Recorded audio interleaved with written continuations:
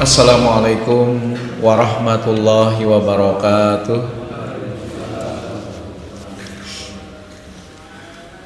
Innal hamdalillah nahmaduhu wa nasta'inuhu wa nastaghfiruh wa na'udzu billahi min syururi anfusina wa min sayyiati a'malina. May yahdihillahu fala mudhillalah wa may yudlil fala hadiyalah. Asyhadu an la ilaha illallah wahdahu la syarikalah wa asyhadu anna Muhammadan abduhu wa rasuluh la nabiyya ba'dah. Allahumma shalli ala Muhammad wa ala ali Muhammad kama shallaita ala Ibrahim wa ali Ibrahim innaka Hamidum Majid. Allahumma barik ala Muhammad wa ala ali Muhammad kama barakta ala Ibrahim wa ali Ibrahim innaka Hamidum Majid. Faqala Allah ta'ala a'udzu billahi minasyaitonir rajim. Ya ayyuhalladzina amanu taqullaha wa qulu qawlan sadida yuslih lakum a'malakum wa yaghfir lakum dzunubakum wa may yuti'illaha wa rasulahu faqad faza fawzan 'azima. Amma ba'du. Bapak-bapak, ibu-ibu, hadirin wal hadirat jamaah salat subuh Masjid Al-Fat rahimani wa rahimakumullah. Puji dan syukur marilah bersama-sama kembali kita panjatkan kehadirat Allah Subhanahu wa taala atas limpahan segala nikmat dan karunia-Nya jualah, sehingga pada kesempatan di hari ini bertepatan tanggal 18 Sya'ban 1447 Hijriah, kita diberikan oleh Allah kenikmatan, berbagai kenikmatan, nikmat sehat, nikmat kelapangan, keamanan, dan tentunya yang tidak kalah penting adalah nikmat iman. Mudah-mudahan dengan nikmat iman itu dapat mengantarkan kita untuk bisa melaksanakan ketaatan kepada Allah, gemar melakukan kebaikan-kebaikan. Oleh karena itulah kita berharap mudah-mudahan imanlah yang mengantarkan kita untuk bisa mendapatkan husnul khotimah. Amin ya rabbal alamin. Salawat dan salam semoga senantiasa tercurah kepada Nabi kita Muhammad sallallahu alaihi wasallam beserta keluarga, para sahabat, tabi'in serta pengikut beliau yang senantiasa istiqamah menjalankan sunnah-sunnah makbulahnya hingga akhir zaman. Bapak Ibu sekalian yang dirahmati Allah, sebagaimana pengumuman yang telah dirilis oleh pimpinan Pusat Muhammadiyah Majelis Tarjih beberapa bulan yang lalu, diumumkan bahwa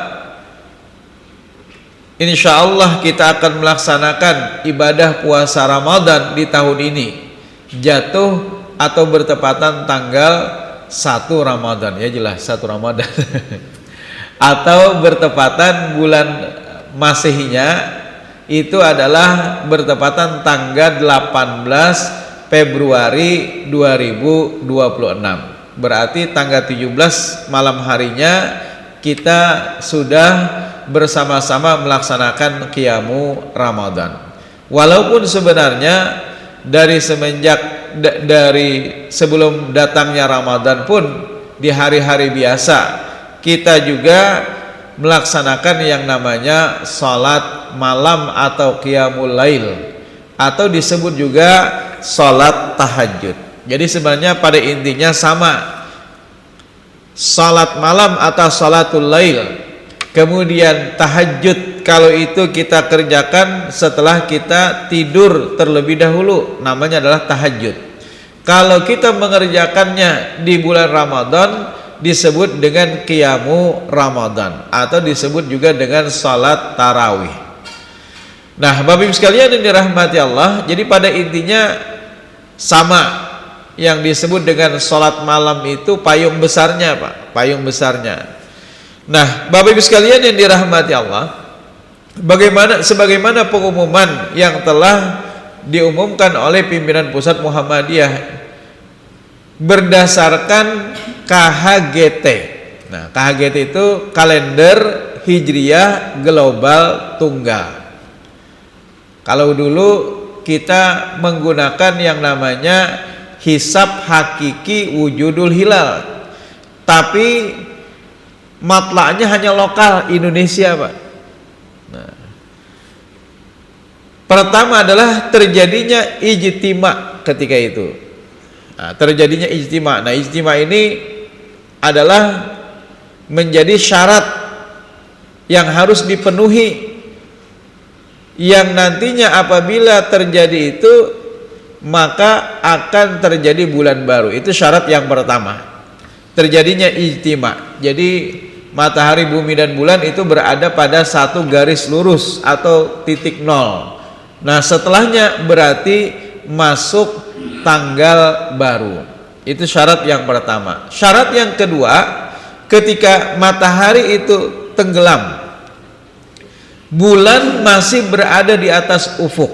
Nah, kalau dulu kan pokoknya berapa derajat pun yang penting positif, bulan masih berada di atas ufuk, maka besoknya akan mengalami tanggal 1 atau juga bulan yang baru. Nah, sekarang matlaknya satu dunia, Pak. Maka itu global. Nah, inilah salah satu sumbangsih Muhammadiyah untuk dunia Islam. Jadi sampai sekarang sudah 15 abad lamanya, tapi kita umat Islam belum memiliki kalender yang satu atau kalender yang sama. Kalau Masehi, Pak, misalnya di satu kawasan merayakan tanggal 25 Desember, tanggal itu perayaan apa, Pak? Tahu sendiri ya. Maka di negara yang lain juga sama 25 Desember. Tidak ada yang berbeda. Paling yang berbeda hanya hitungan jam aja. Misalnya di benua Amerika merayakan tanggal 25 Desember, pasti di benua lain itu juga akan merayakan perayaan yang sama di tanggal 25 Desember. Walaupun yang berbeda hanya hitungan jam. Nah, kita umat Islam belum memiliki kalender yang satu, kalender tunggal. Padahal kita sudah 15 abad lamanya, Pak. Nah, ini akhirnya Muhammadiyah pun memberikan sumbangsih dengan melakukan dakwah berkemajuan melalui tadi KHGT, kalender Hijriah Global Tunggal. Menjadikan satu dunia itu memiliki satu penanggalan yang sama, dan ini sudah disepakati 60 negara, Pak. Nah, disepakati oleh 60 negara. Kalau dulu Kiai Haji Ahmad Dahlan ketika beliau datang sepulang dari Mekah ke Yogyakarta, kemudian beliau meluruskan arah kiblat masjid ketika itu, meluruskan arah kiblat karena banyak masjid-masjid yang keliru arah kiblatnya. Nah, sekarang di tahun 1447 Hijriah, Muhammadiyah memberikan sumbangsih, yaitu berupa kalender Hijriah Global Tunggal. Jadi satu dunia. Persyaratan ijtima itu tetap, karena kita juga mengkaji yang namanya penanggalan itu tidak hanya berdasarkan syariah, tetapi juga berdasarkan ilmiah. Jadi penggabungan antara syariahnya, dalilnya itu tetap harus mengacu kepada Al-Quran dan As-Sunnah, sementara ilmiahnya itu juga harus berdasarkan ilmu pengetahuan. Jadi kombinasi inilah yang melahirkan yang namanya KHGT. Nah, Bapak Ibu sekalian yang dirahmati Allah, oleh karena itu satu dunia, Pak, apabila di satu kawasan terjadi ijtima, konjungsi, kemudian pada saat matahari itu tenggelam, bulan masih berada di atas ufuk. Syaratnya kalau KHGT itu 5 derajat, Pak. Nah, kalau kemarin kan hanya lokal Indonesia, berapa derajat pun. Kalau ini 5 derajat. Kalau misalnya pada saat matahari itu tenggelam, bulan masih berada di atas ufuk 5 derajat, di kawasan mana saja, Pak, di antara dunia ini, dari kawasan barat sampai dengan kawasan timur, mana saja di antara kawasan yang mengalami itu, maka seluruh dunia akan mengalami tanggal yang sama. Nah, jadi kalau misalnya ada di satu kawasan yang mengalami konjungsi, kemudian bulan berada di atas ufuk 5 derajat, maka yang lain juga akan mengalami hal yang sama. Nah, inilah sumbangsih dakwah berkemajuan yang diberikan oleh Muhammadiyah, dan mudah-mudahan kita umat Islam memiliki kalender yang sama atau juga kalender yang tunggal untuk satu dunia. Bapak Ibu sekalian yang dirahmati Allah, alhamdulillah tidak berapa lama lagi Ramadan akan datang menghampiri kita. Kita berharap mudah-mudahan Allah memanjangkan umur kita, Allah memberikan kesehatan kepada kita semua agar bisa kembali bertemu dengan bulan Ramadan, agar bisa memanfaatkan Ramadan dengan sebaik-baik amal. Para sahabat Nabi sallallahu alaihi wasallam, salafus saleh, kanu yad'una Allah sittata ashhur. Mereka sebelum datangnya Ramadan, 6 bulan bahkan Pak, sebelum datangnya Ramadan, mereka berdoa kepada Allah. Apa doa mereka? Ayyuballighahum ila syahri Ramadan, agar Allah memanjangkan umur mereka sehingga bisa kembali bertemu dengan bulan Ramadan. Kita tinggal menghitung hari saja lagi Pak. Nah, tapi tidak terlambat bagi kita berdoa. Mudah-mudahan Allah mempertemukan kita dengan bulan Ramadan di tahun ini, karena orang-orang yang bertemu dengan bulan Ramadan adalah orang-orang yang mendapatkan kebaikan-kebaikan, keutamaan-keutamaan. Dalam hadis Nabi disebutkan as-salawatul khams, antara satu salat menuju salat berikutnya.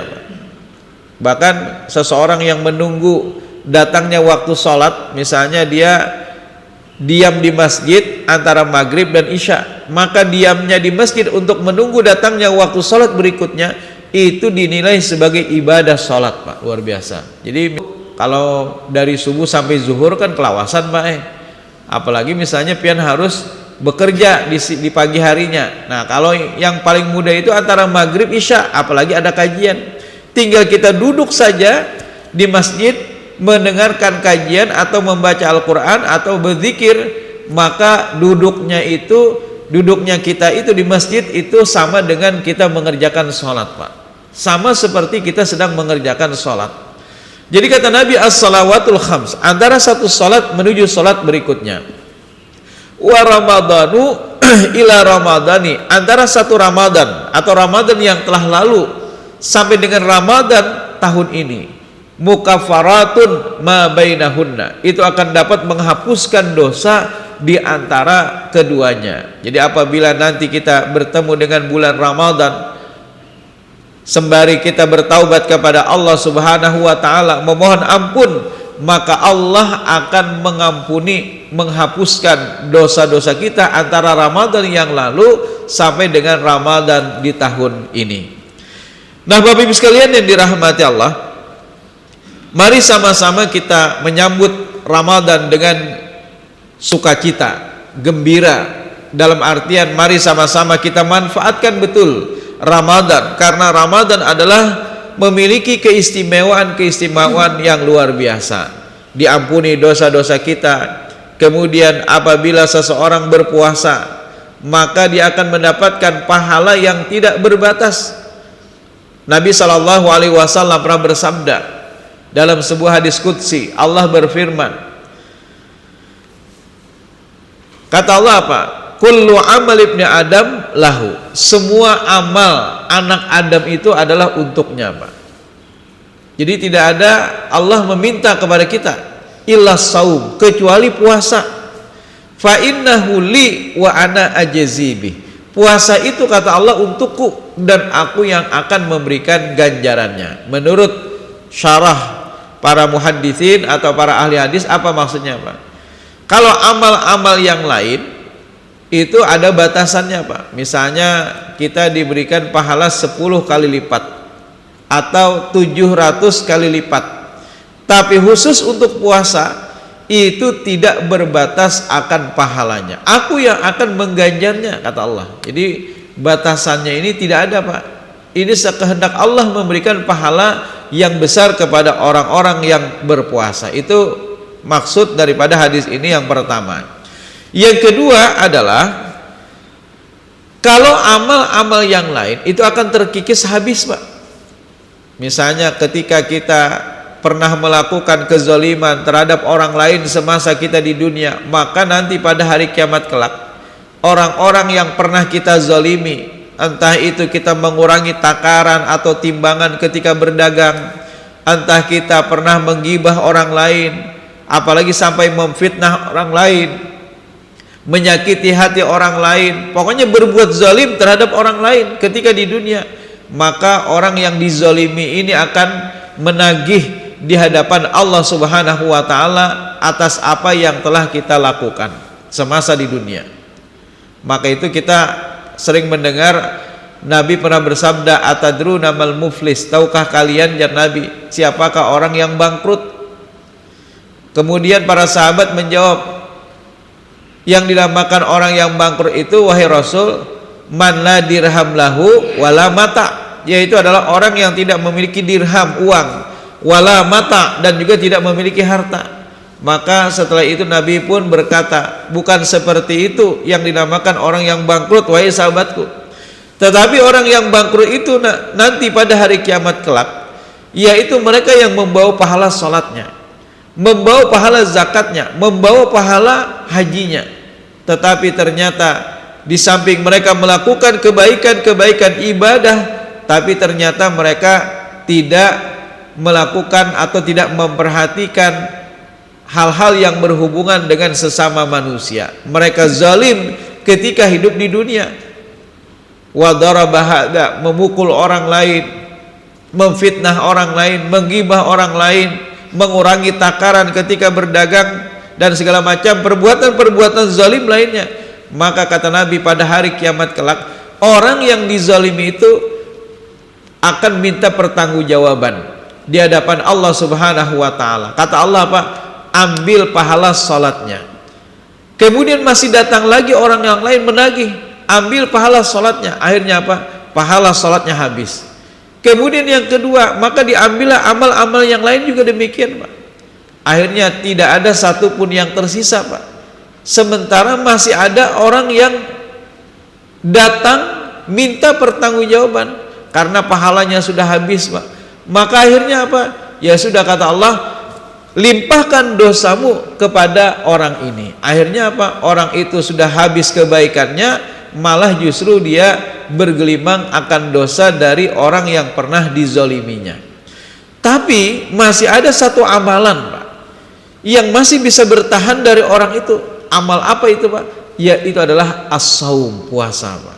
Nah inilah, oleh karena itu kita memanfaatkan Ramadan dengan melaksanakan ibadah-ibadah di dalamnya. Sempurnakanlah terutama ibadah puasa kita.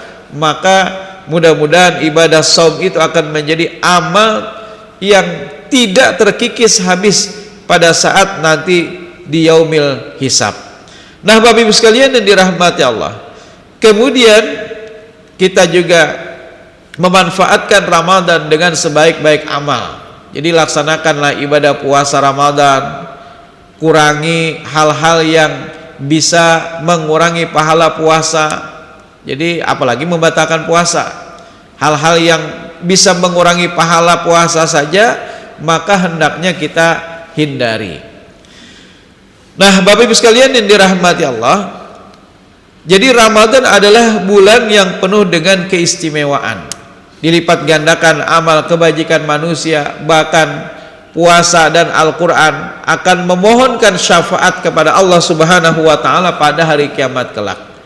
Kemudian juga orang-orang yang berpuasa, mereka akan disediakan satu surga yang itu hanya khusus, Pak, hanya bagi orang-orang yang berpuasa, yang disebut dengan surga Ar-Rayyan. Nah, dan di dalam bulan Ramadan juga ada satu malam yang khusus yang disebut dengan Lailatul Qadar, malam kemuliaan, yang ini hanya disediakan di 10 hari terakhir. Jar Nabi apa? Taharrau Lailatul Qadri fil ashril awakhiri min Ramadan. Cari-carilah oleh kalian yang namanya malam kemuliaan itu di 10 hari terakhir daripada bulan Ramadan, atau di dalam hadis yang lain minal witri, dari malam-malam ganjil di 10 hari terakhir dari Ramadan. Cuma dirahasiakan, Pak. Nah, kita harus tahu malam apa.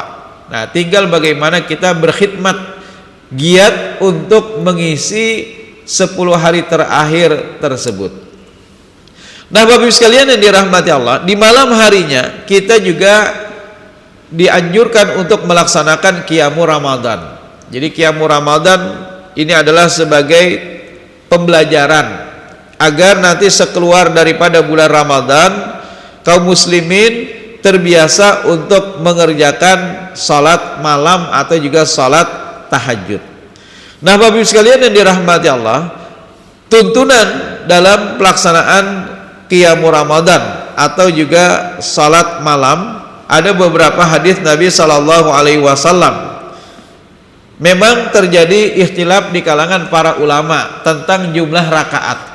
Ada yang berpendapat 20 rakaat ditambah dengan 3 witir berarti 23. Pendapat yang kedua menyatakan 36 rakaat ditambah dengan witir 3 rakaat berarti 39. Pendapat yang ketiga menyatakan jumlah rakaat salat malam itu tidak berbatas jumlahnya.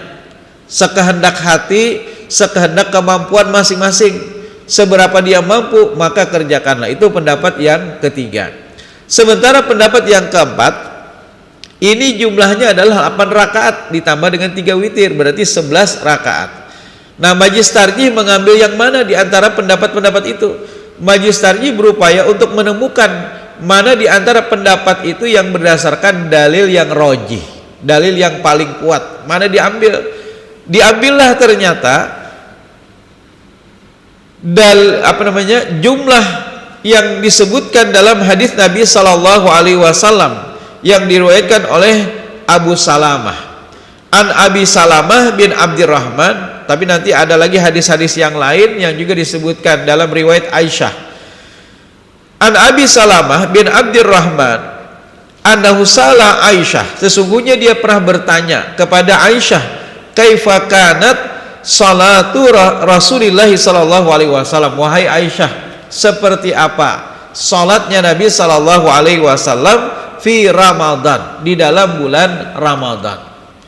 Kemudian qalat, Aisyah pun menjawab, maka Rasulullah sallallahu alaihi wasallam yazidu fi Ramadan wala fi ghairihi, adalah Nabi, kata Aisyah, tidaklah menambah baik itu di dalam bulan Ramadan atau di luar daripada bulan Ramadan, ala ihda asyarata rakaatan, melebihi 11 rakaat. Seperti apa Nabi salat? Yusalli arba'an, Nabi mengerjakan 4 rakaat, Pak. Nah, 4 rakaat yang disebutkan dalam hadis ini ya zahir 4 rakaat, tidak ditafsirkan 2 rakaat, 4 rakaat. Kalau yang 2 rakaat nanti ada khusus disebutkan dalam hadis Nabi yang lain. Jadi 4 rakaat ini betul-betul 4 rakaat dengan sekali salam. Kemudian falatas al husnihinna wa tulihinna, jangan kau tanyakan ya Aisyah betapa bagusnya dan betapa panjangnya salat Nabi. Tsumma yusolli arba'an, lalu Nabi mengerjakan lagi 4 rakaat. Falatas al husnihinna wa tulihinna, jangan kau tanyakan betapa bagusnya dan betapa panjangnya salat Nabi.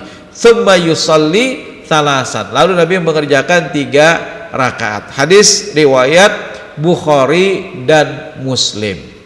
Jadi kalau ada hadis yang ditakhrijkan oleh Bukhari dan Muslim, insya Allah itu sudah pasti hadis sahih, Pak. Tapi kalau misalnya hanya diriwayatkan oleh Muslim, Abu Daud, At-Tirmidzi, perlu kita takhrij kembali hadis ini apakah derajatnya. Nah, tapi kalau misalnya pian menemukan Bukhari dan Muslim, insya Allah itu sudah pasti hadis sahih. Tidak perlu kita lacak lagi, insya Allah itu sudah pasti hadis sahih. Nah, Bapak Ibu sekalian yang dirahmati Allah, kemudian hadis yang kedua, qalat Aisyah, berkatalah Aisyah, kana Rasulullah sallallahu alaihi wasallam baina ayyafruwa min salatil isya.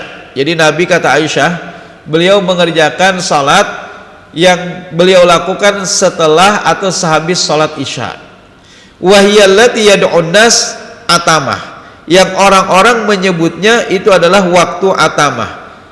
Sampai kapan? Ilal fajri, sampai dengan datangnya waktu salat subuh. Jadi salat malam itu panjang, Pak, panjang.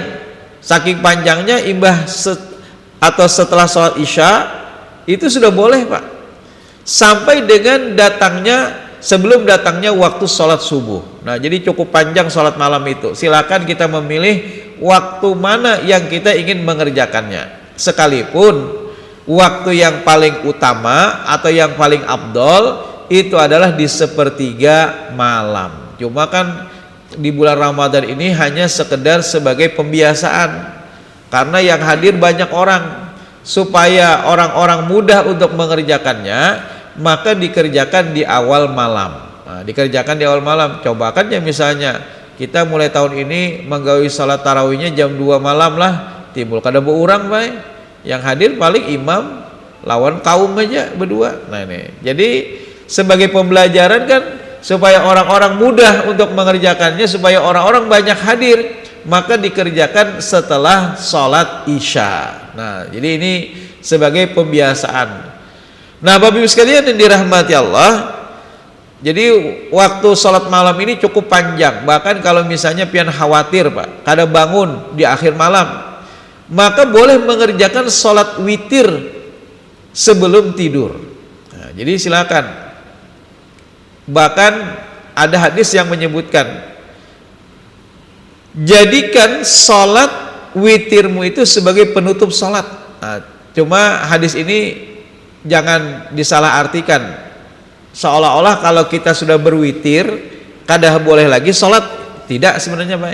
Jadi boleh kita mengerjakan sholat kalau misalnya tadi sudah berwitir sebelum tidur misalnya, karena khawatir. Bahkan witir ini adalah merupakan hal yang paling penting dalam keseharian kita. Jangan sampai kita melewatkan witir dalam sehari, paling tidak. Jadi hari-hari itu jangan sampai kita melewatkan witir. Sekalipun witir itu boleh kita kerjakan sebelum tidur. Tapi nanti kalau ternyata Allah bangunkan kita, misalnya jam 3, jam 4 kita bangun, maka tinggal kita mengerjakan sholat yang genapnya aja lagi Pak. Karena witirnya tadi sudah kita kerjakan di awal. Jadi kada usah lagi menggawi witir, karena tadi sudah kita kerjakan sebelum tidur.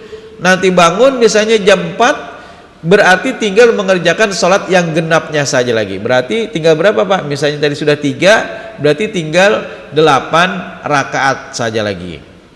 Nah, jadi jangan kita menggawi witir lagi, karena la witrani filailah, tidak ada 2 witir ya Nabi dalam satu malam. Jadi kalau sudah berwitir ya sudah, tinggal mengerjakan yang genapnya aja saja. Nah, jadi sebenarnya bukan witir itu sebagai penutup sholat. Nanti ada hadis yang menyebutkan Nabi pernah memutar, bahasa kitanya mendahulukan sholat witirnya sebelum sholat yang genapnya. Pernah di dalam hadis disebutkan demikian.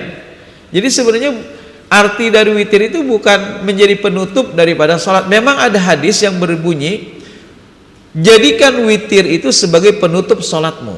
Nah, ini disalahartikan, lalu kalau sudah berwitir kada boleh lagi. Padahal sebenarnya maksud dari hadis Nabi ini apa? Maksudnya adalah kalau seandainya seseorang tidak sempat untuk mengerjakan sholat malam, misalnya bangun-bangun tinggal 10 menit lagi Pak, waktu adzan subuh berkumandang, maka paling tidak dia tidak meninggalkan witir. Paling tidak meninggalkan witir Pak. Sekurang-kurangnya dia masih sempat berwitir, maka itu jadikan witir itu sebagai penutup sholat. Jadi kalau sholat genapnya kada apa-apa kita tinggalkan, tapi witirnya kalau bisa jangan kita tinggalkan. Karena dalam hadis Nabi yang lain disebutkan, al-witru hakun ala kulli muslim. Witir itu jar Nabi kewajiban bagi setiap muslim. Kewajiban yang dimaksudkan di sini tidak diartikan seperti sholat fardu Pak. Kalau kita tinggalkan kan berdosa. Tapi kalau sholat witir yang dimaksudkan kewajiban di sini adalah hendaknya kita jangan meninggalkan itu. Bahkan Ausani Khalili sallallahu alaihi wasallam telah mewasiatkan, kata Abu Hurairah, kekasihku Nabi sallallahu alaihi wasallam bisalasin, tentang 3 perkara. Pertama adalah an utira qabla an arkuda, agar aku berwitir sebelum aku tidur. Saking pentingnya witir, jangan sampai tadi setiap malam itu terlewat. Paling kada witir barang 1 rakaat barang. Kalau kita kada sempat lagi Pak, mendekati sudah waktu subuh, masih sempat kita mengerjakan witir, maka witir itu jadikan sebagai penutup sholatmu. Kemudian warak atid duha, 2 rakaat sholat duha. Yang ketiga adalah agar aku berpuasa tiap-tiap bulan itu minimal 3 hari. Nah, jadi minimal jar Nabi kepada Abu Hurairah, puasa di setiap bulan itu minimal 3 hari barang. Nah, Bapak Ibu sekalian yang dirahmati Allah, Kemudian selanjutnya disebutkan tadi waktu salat malam itu panjang sampai dengan waktu fajar. Berapa rakaat? Ihda asyarata rakaatan, 11 rakaat. Yusallim ma baina kulli rakaataini, Nabi salam di setiap 2 rakaat. Nah, ini hadis yang menyebutkan bahwa salat malam itu pun juga boleh dikerjakan 2 rakaat. Kalau tadi kan skemanya 4-4-3, tapi ini bukan skema bola malah. Ya, mungkin diartikan bola. 4-4-3 itu 4 rakaat, kemudian 3 rakaat. Nah, yang kedua tadi 2 rakaat. Kemudian wa yutiru biwahidah. Nabi berwitir dengan 1 rakaat. Jadi pilihan witir itu banyak, Pak. Nabi pernah mengerjakan witir 1 rakaat. Jadi Nabi apa? Disebutkan dalam hadis Nabi sallallahu alaihi wasallam, barang siapa yang ingin berwitir,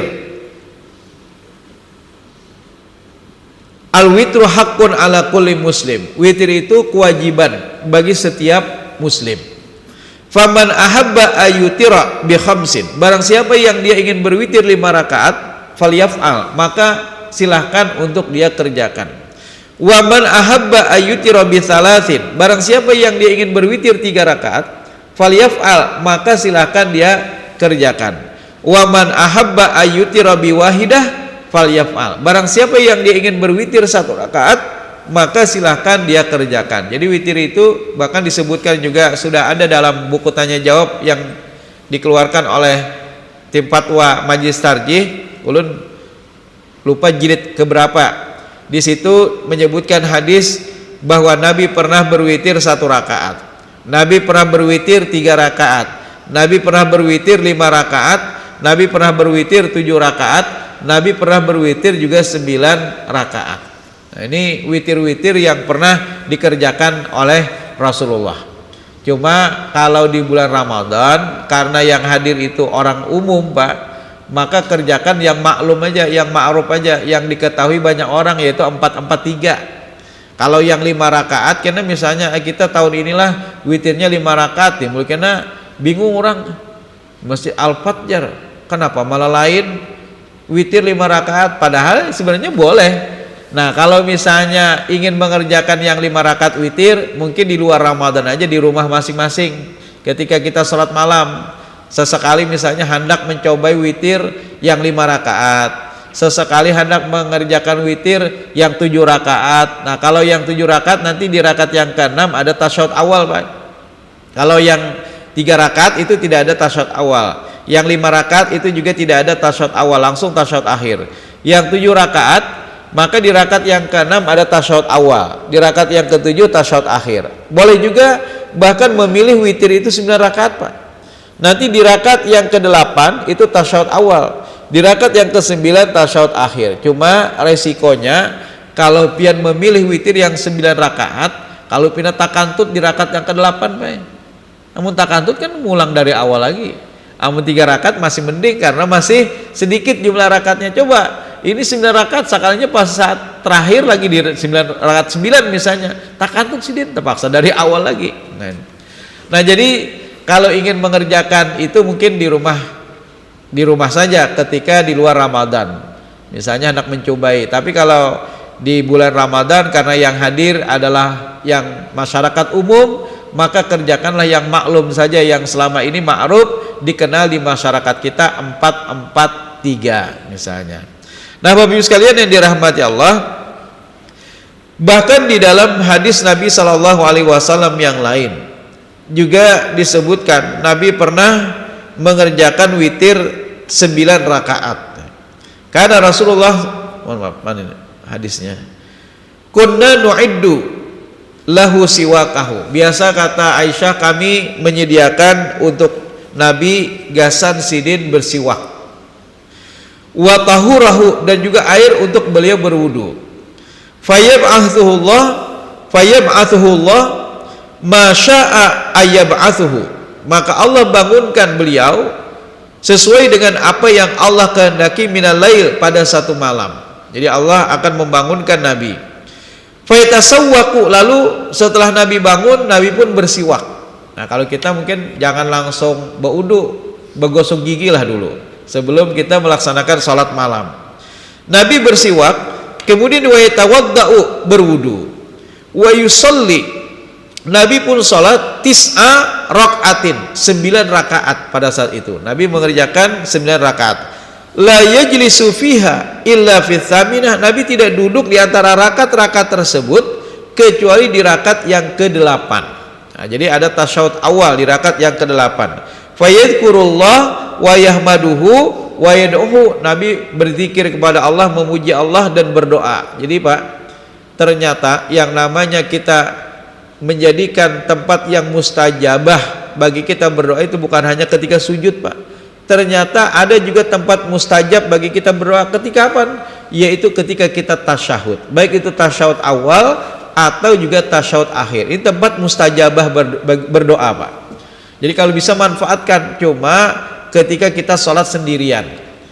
Kalau kita sholat berjamaah kan mengikuti imam. Jangan misalnya imam sudah bangkit ke rakaat ketiga, sidin ketika misalnya sholat malam, pian hendak sejam kah situ, bisa bahasanya berdoa ketika tasyahud, maka ini tempat yang mustajabah bagi kita untuk berdoa, Pak.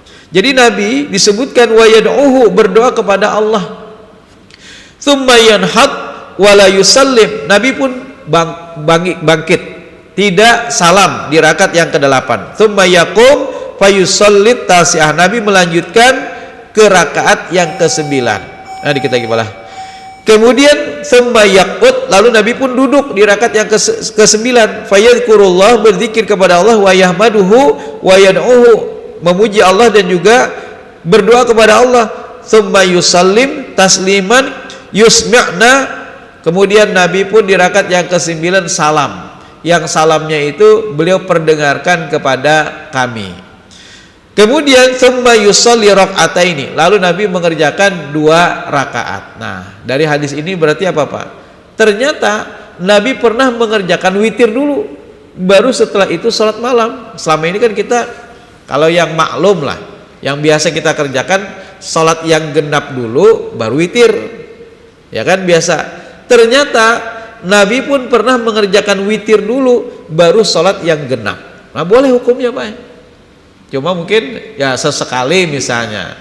Kebiasaan kita kan yang genap dulu, genap, baru setelah itu ganjil. Tapi sesekali kita boleh juga memutar, membalik witir dulu, baru setelah itu yang genap. Nah, jadi silahkan aja, karena Nabi pernah juga melakukan yang demikian, 9 rakaat. Nah, kalau 9 rakaat berarti salat genapnya tinggal berapa, Pak? Tinggal 2 rakaat, Pak. Karena jumlahnya 11 kan? Karena tadi sudah mengerjakan witir 9, berarti salat genapnya tinggal 2 rakaat. Nah, kalau pian mengambil witir yang 9, kalau pian mengambil witir yang 7 rakaat, berarti salat genapnya tinggal 4 rakaat. Kalau pian witir 5 rakaat, maka salat yang genapnya tinggal 6 rakaat. Bisa 2 rakaat, yang jumlahnya berarti 6 tambah 5, 11 rakaat. Nah, jadi jumlahnya tetap 11 rakaat. Nah, Bapak Ibu sekalian yang dirahmati Allah, kemudian wahwa qaidun, ketika Nabi mengerjakan yang 2 rakaat, Nabi dalam keadaan duduk. Jadi kalau sholat wajib itu kan kalau tidak ada uzur wajib baginya berdiri. Tapi kalau sholat sunat, Pak, bebas. Pian hendak duduk silahkan, pian hendak berdiri juga silahkan, sekalipun tidak ada uzur. Kita sehat aja nih. Tapi misalnya sudah kelamaan berdiri ketika sholat malam, saking panjangnya misalnya kita membaca bacaan, lalu rasa uyuh, kita hendak duduk, silahkan, tidak mengapa. Jadi sholat sunat itu boleh dipilih, memilih bagi kita apakah ingin berdiri sholatnya atau ingin duduk. Tetapi pahala yang kita dapatkan kalau kita sholatnya duduk itu setengah daripada berdiri, Pak. Kalau tidak ada uzur. Tapi kalau ada uzur, karena sidin misalnya kada kau berdiri, ya tetap pahalanya akan penuh, insya Allah dia dapatkan. Nah, ini mungkin yang bisa ulun sampaikan pada kesempatan di subuh kali ini. Mudah-mudahan kita bisa mengkhidmatkan Ramadan dengan melakukan berbagai amalan. Jangan sampai kita terkecoh bahasanya, menyikapi Ramadan hanya seperti Ramadan yang biasa, mungkin hanya seperti hari-hari biasa. Jangan sampai demikian. Apalagi orang yang kadang-kadang berdalil kepada naumus shaim ibadatun, tidurnya orang berpuasa ibadah. Akhirnya sidin malingkur aja dari pagi sampai sore bae guring karena papian di kelambu aja kada beraktivitas. Jasidin guringnya orang puasa itu kan ibadah. Jasidin naumus shaim ibadatun, padahal itu ternyata hadisnya palsu Pak, maudhu.